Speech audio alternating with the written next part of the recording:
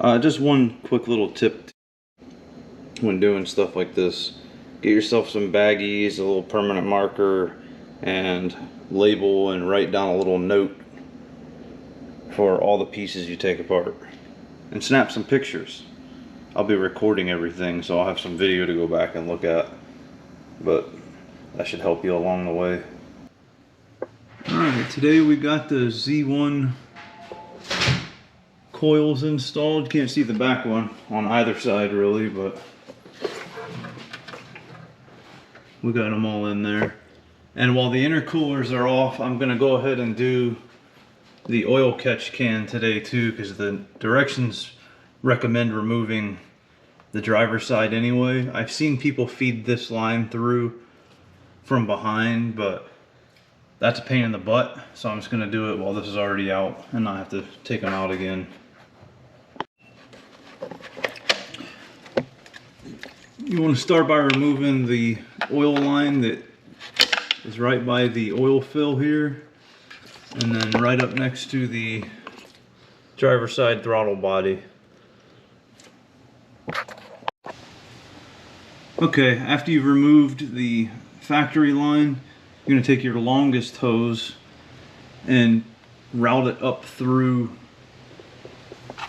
all these coolant lines and everything to where it comes out here, because the factory can, or I'm sorry, the catch can is going to use this factory threaded spot here to mount. So that's roughly where your line needs to end up at. Alright, so now we're going to feed our shorter line through,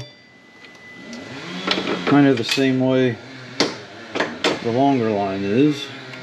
Of course, somebody's cutting down a friggin' tree right now.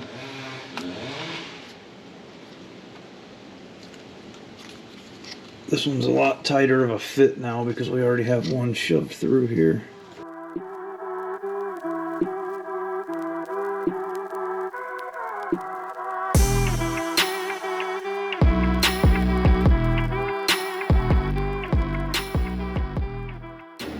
Alright, next you're going to prep your Z1 catch can, and when you mount this, just make sure the out lettering is just a little bit to the left of your inlet on the can, and that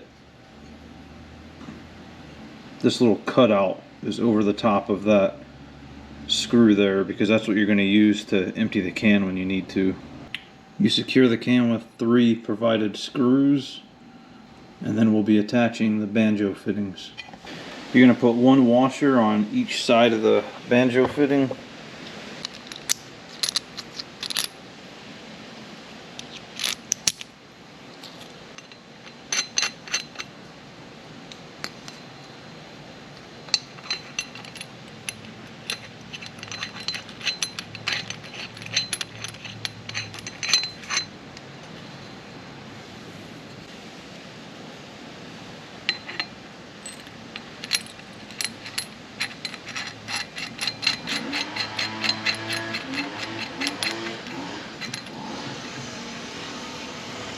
Now we're going to remove this bolt, which I'm assuming is a 10mm.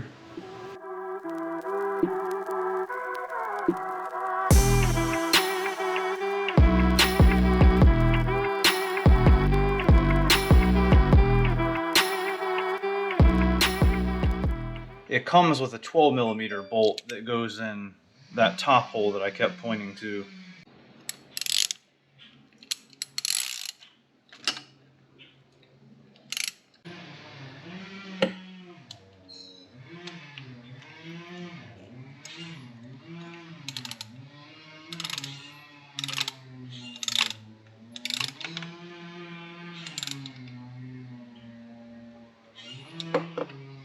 So the long hose is going to be attaching to the top fitting and the short hose to the side fitting. And then you're done.